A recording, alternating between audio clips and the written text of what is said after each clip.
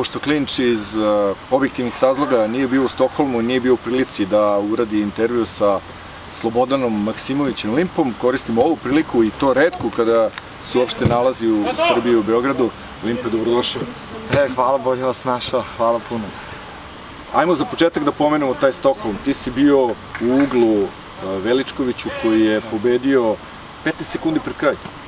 Pa bilo je možda malo više. Da, možda 20 sekundi.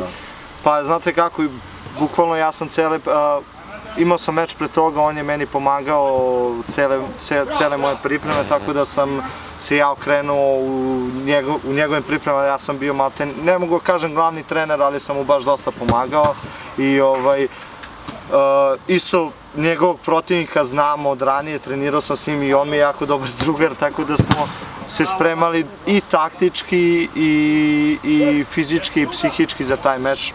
Baš smo cele pripreme odradili kao nikad do sada i nekako bilo i normalno da na kraju ja završim u Štokholmu, ja sam cele pripreme proveo bukvalno pored ringa, ja nisam trenirao, nego sam bio pored ringa, davao mu instrukcije i to, tako da sam na kraju otišao s njim da završimo taj ceo pripremni period u Štokholmu i da uzmemo tu pobedu. Može se slobodno reći da je Bojan pa i najbolji srpski borac svih vremena u MMA i ti, od kako si otišao u Ameriku, sve vreme si u njegovom timu i treniraš sa njim. Kako je to? Pa, znate kako, ja sam i pre toga išao po mnogim kampovima po Evropi, trenirao sam i u Švedskoj, u Gustavsonovom kampu, tako sam i upoznao Bojanovog protivnika 2012. ja mislim.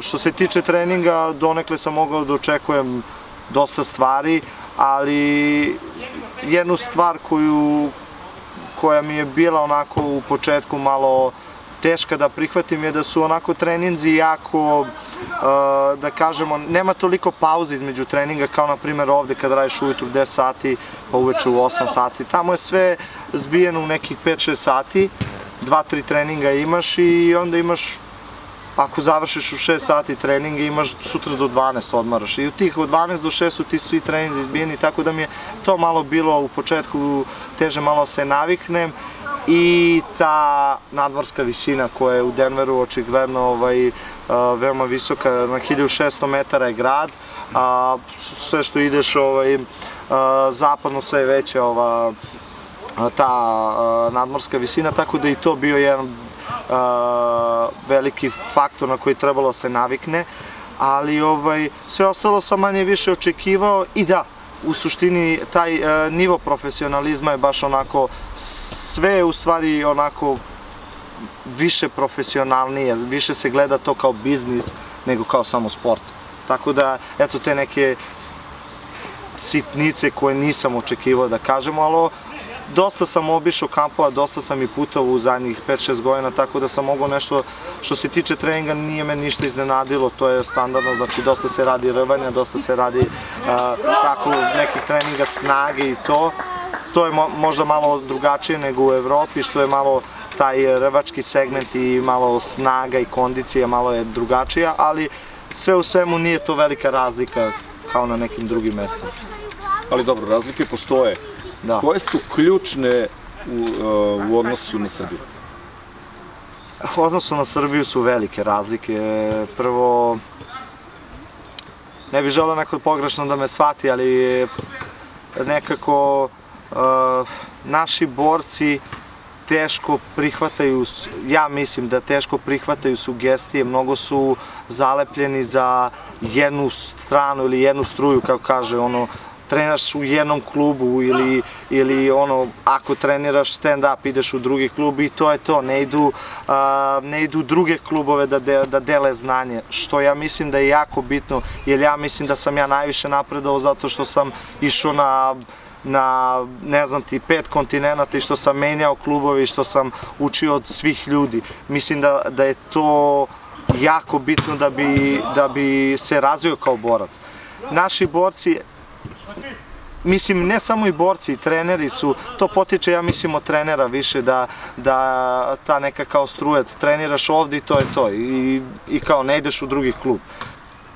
Trebalo bi malo da se više udruže ljudi ovde, da bi jer treneri nemaju ništa od toga, borci imaju od toga, znači, ajde da pomognemo tim mladim borcima, mislim, ne ja da pomognem, ali treneri bi tako trebali da gledaju, da pomognu borcima, znači, daj da idemo u Novi Sad, treniramo, ne znam ti sad ko ima u Novom Sadu, idemo u Niš, tamo ima klub za džiu-džicu, idemo ovamo, mislim, treba šerovati, sam teo kažem, treba deliti znanje i mislim da je to ključna razlika ovde u Srbiji, što ljudi su malo onako zatvoreniji, ne izlaze iz tih klubova. Eto, mislim da je to najveća razlika i ljudi ne žele baš da prime kritiku najbolji.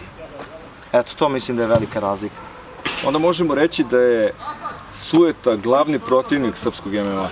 Pa ne mislim da je glavni protivnik srpskog MMA, mislim da je glavni protivnik srpskog naroda sujeta. To je od uvek bilo, mislim da to nema veze s MMA-om. Mi smo takav narod i to nas koči u svim sportovima tako i u MMA-u. Tako da nije to samo u MMA-u, ne mogu da kažem sad da ja pljujem MMA ili tako nešto. To je kod našeg naroda tako i dok se to ne popravi, tako će nam biti kako u državi, tako će nam biti i u MMA-u. Oni koji te znaju, znaju kako si počeo, oni koji ne znaju, sada će saznati kako si počeo borilački sportovi, kako si uopšte došao na ideju da se tim baviš? Pa nisam ni došao na ideju, iskreno da vam kažem, ja sam se bavio fudbalom 9 godina. I onako, fino mi je to išlo, bio sam golman, bio sam dobar golman, ali negde sa nekih 16-17 godina sam prestao da rastem, nisam više u visinu, pa sam nekako stagnirao u fudbalu i nekako sam tu krenuo, ne da sam krenuo da se odljubljujem, ali nekako nije više bilo realnost da ja sad budem neki vrhunski golman ili tako nešto. Pritom bio sam onako malo žustriji, voleo sam i da se pobijem, nisam voleo da ćutim i onda tako jednom prilikom drugari, mogu reći drugari iz mog kraja, odakle sam, s Karaburme, Dragan Tešanović jednom prilikom i on je počeo se bavi već, ja mislim da je on počeo kickboksom, pa da je počeo posle toga MMA-om i on je kao, ajde mali kao da kreneš na trening, kao da vidimo, znaš, pošto je znao da sam tako onako, da volim da se pobijem, da ne volim da ćutim i onda me on odveo na prvi trening i ja sam sad mislio to je to. Sad ću ja da odem tamo, sad ću ja da prebijem sve, ali pritom otišao sam tamo, bio sam bespomoćan. Prvi put sam se osetio tako bespomoćan, bio sam u fazonu, znaš šta, hoću ja da mogu ovo da uradim, znaš. Mislim, to je tada cilj, nije bio da postanem ja borac ili da ću ja, mislim, nisam planirao tom. Onda malo po malo počneš da trenaš, počneš da napreduješ, uradiš arm bar, uradiš ovo, svidi ti se sve to malo, onda počnu da ti ubacuju ideje kao ajmo da probaš amaterski meč, izađeš na amaterski meč, tamo crkneš prva 2-3 meča, bukvalno ostaneš bez daha, nije baš da ti se svidi, onda imaš drugačije planove, onda kažeš sad ću još bojače da treniram, pritom pored Gagija, pored Dragana Tešanovića koji u to vreme bio naš najbolji borac, i do dana današnjeg se vodi kao jedan od najboljih naših boraca je bio i Aleksandar Radosavljević, rođak, koji je sada predsednik MMA saveza i čovjek koji je tu amatersku scenu zajedno sa Draganom Tešanovićem i probio u Srbiji i što ja mislim da je jako bitno za naše te mlađe borce, jer mi u naše vreme to nismo imali. Isto i on imao veliki uticaj na moju karijeru, isto. Gagi me uveo, Gagi me je pomagao najviše, tu je bio i Aleksandar Radosavljević i oni su mi bili neki uzori u tim godinama kad sam bio onako mlad, neiskusan, žustar i tako. Tako da njima mogu da se zahvalim, pored njih naravno bio je glavni trener Jovan Manojlović koji dan danas u MMA-u, koji je jedan od glavnih trenera i dalje stvara jedan od najboljih boraca u Srbiji. Ima tu još dosta trenera koji su uticali na moju karijeru kao što je Ivan Đorđević, trener rvanja, onda Boba iz Novog Sada, Bogdan Stojčić, onda Pavković iz Sinđelića, ne znam ti sad, milion trenera, svuda sam išao, stvarno mi je dosta trenera pomoglo, ne mogu da kažem da sam bio samo na jednom mestu kao u CDS-u, išao sam svuda, ali za početak su stvarno bili zaslužni Dragan Tešanović na prvom mestu i onda Aleksandar Radosavljević isto sa njim tu. Tako da su to neki moji prvi koraci kako sam počeo MMA. Pričao si o tome da si bio nestašan i da si volao da se pobiješ, ali da si onda shvatio šta su borilačke veštine, verovatno si malo naučio u etici borilačkih sportova i onda si se smirio.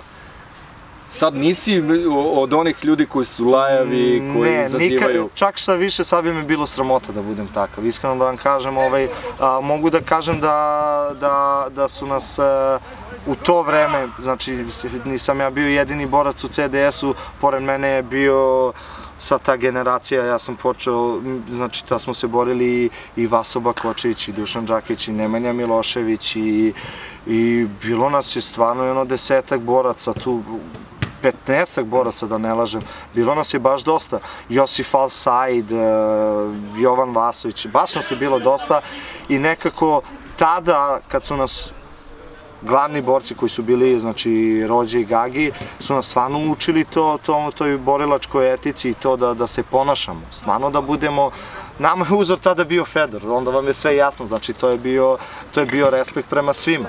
I nekako donekle mi je krivo što je malo sport otišao sad u tu stranu, da je to više show biznis i da je to malo više taj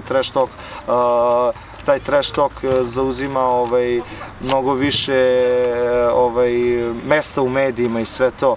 Jer ja mislim da je to pogrešno, ali ko sam ja da sudim. Tako da stvarno sad mislim da me je sport izmenio na bolje i to dosta, tako da nikad nisam žalio što sam počeo i stvarno mislim da mi je promenio život na bolje MMA u ovom slučaju, da. Od kako si otišao u Ameriku, imao si par mečeva, kako si zadovoljan svojom karijerom sada u nastavku? Pa pre nego što sam, znači moj prvi boravak u Americi je bio pripreme za meč koji sam imao u Švajcarskoj, gde sam radio sa ukrajinskim sambo reprezentativcem Ivančukom.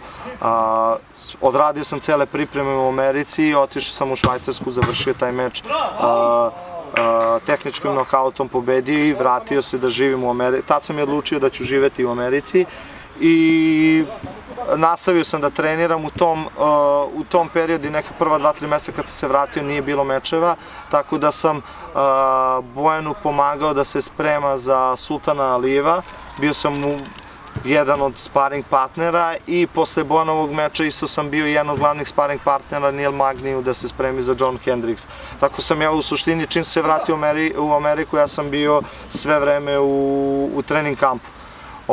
I onda je jednom prilikom samo došla ponuda da se bijem u tom LFA-u koja je trenutno i najbolja organizacija za ulazak u UFC, što naravno nisam odbio i pobedio sam taj meč.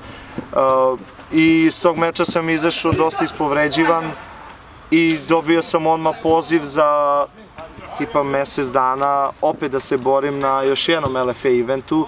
Iako sam bio ispovređivan, nisam uopšte razmišljao, ali je bila dobra prilika, borio sam se sa neporaženim protivnikom koji imao 7-0 skor u njegovom gradu i mislio sam da bi me to baš onako proguralo do UFC-a, tako da prihvatio sam i taj meč, Bogu hvala, pobedio sam i taj meč. Iako mislim da sam mogao mnogo bolje da pružim, mnogo bolju performansu da pružim, pobedio sam, nisam očaran mečom, ali nisam ni razočaran, tako da sad imam 2 vezane pobede na LFA-u, 3 vezane pobede i negde mislim da bi sledeći meč, ako ne sledeća 2 meča bi trebala da me dovedu, sledeće 2 pobede trebala bi da me dovedu do vrata UFC-a. Tako da sam zadovoljan sa mečevima i što je najbitnije pobeđujem na toj velikoj organizaciji LFA.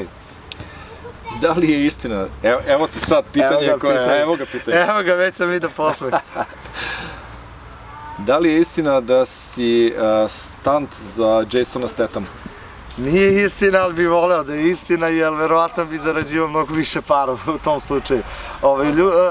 Pre nego što sam otišao u Ameriku, stvarno gde god sam išao i kad sam bio i na Tajlandu i gde god sam išao u Japan, u Čečeniju, u Rusiju, znači gde god sam otišao ljudi su me bukvalno zaustavljali i prvo što su me pitali, a drugo dešavalo se i da se slikaju ljudi sa mnom.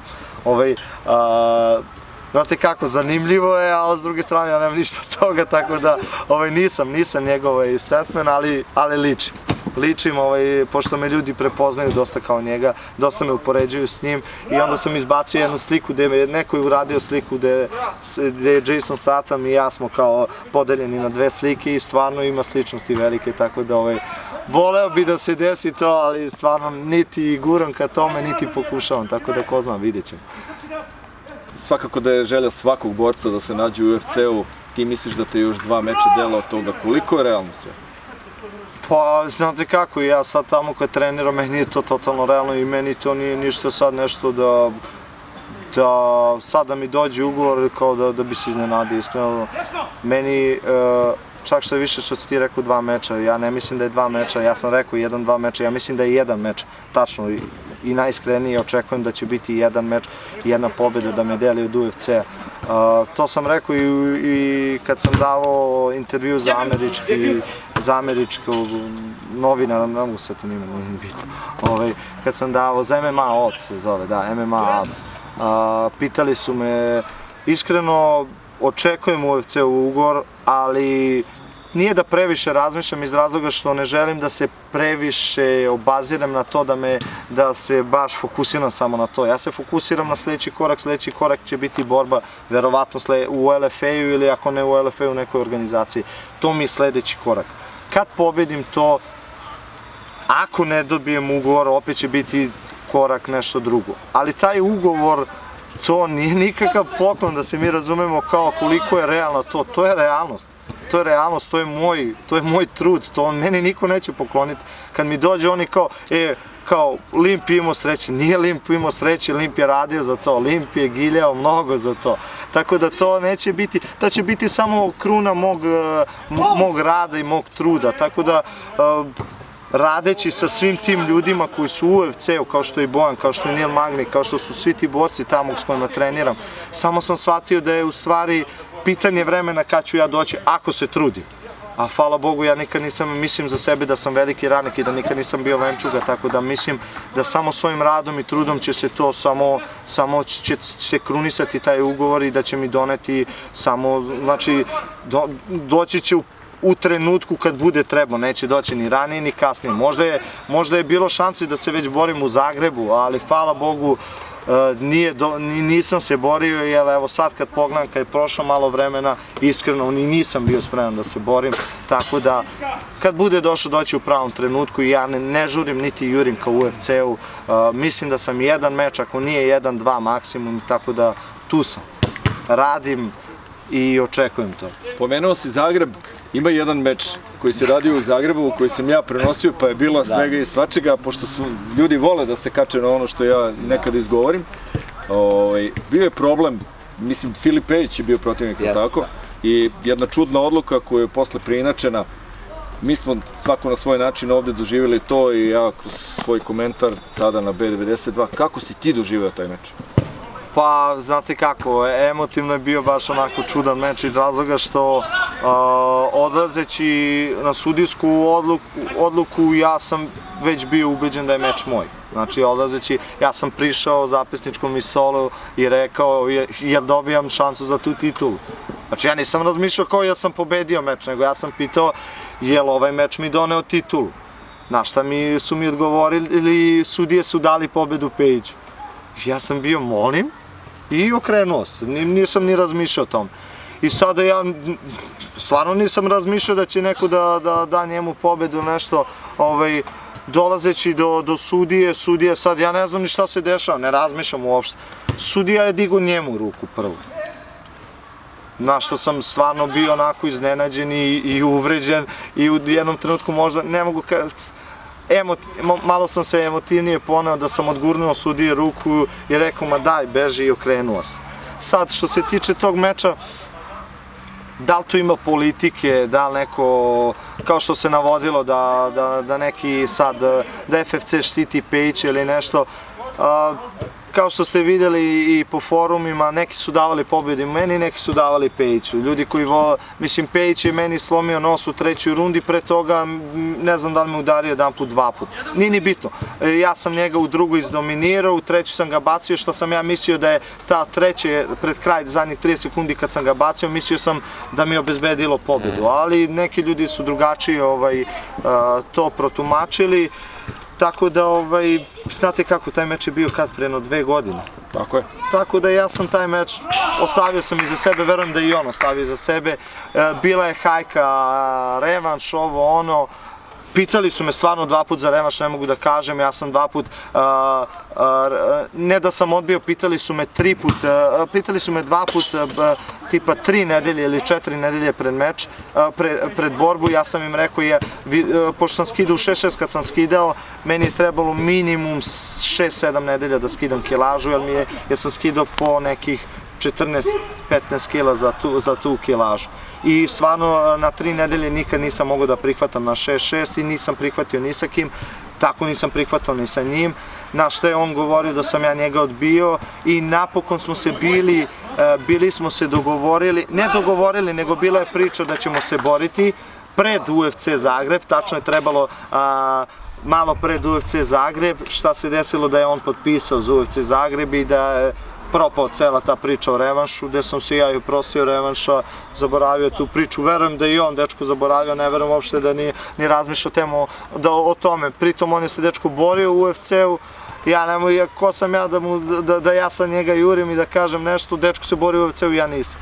Svaka mu čast, ne gura svoje, pritom desila se još jedna sporna situacija na FFC-u, imao je sličan meč kao moj i opet isto nešto slično bili, čuo sam, nisam gledao meč i ne mogu ni to da osuđujem, ali čujem po komentarima isto da je bilo nešto, su pričali da je sličan meč bio, da je taj Grk pokraden, tako da dečko je pobeđivao mečeve posle mene, talentovan je, vidi se da gura i dalje, ja sam nastavio da pobeđujem, tako da mislim da je teško da ćemo se ja i on nikad više susresti, želim mu sve najbolje u karijeri i želim mu da ponovo potpiše s UFC-om, jer u 6-6 je on onako ozbiljan borac na ovim prostorima, tako da mislim da će dobiti opet šansu da se bori u tom UFC-u. Jel' tako da nije bilo strašno?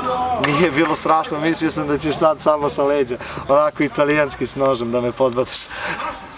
Eto, vidite šta se sve o meni priča, ali samo retki i pravi borci dobiju šansu da razgovaraju za klinč. Pratite i dalje u klinču.